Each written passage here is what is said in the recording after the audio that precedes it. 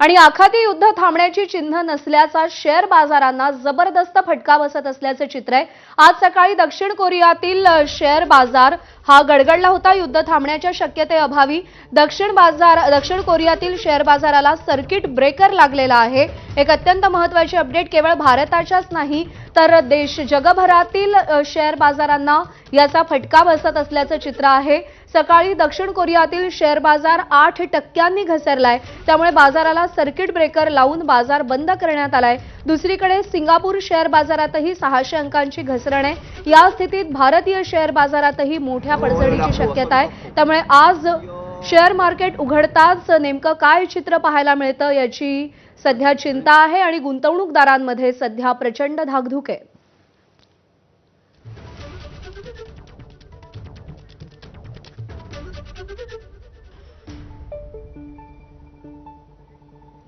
दरम्यान भारतीय शेअर बाजारात देखील प्री सेशन मध्ये मोठी घसरण पाहायला मिळते। सेन्सेक्स 1800 तर निफ्टी 600 अंकांनी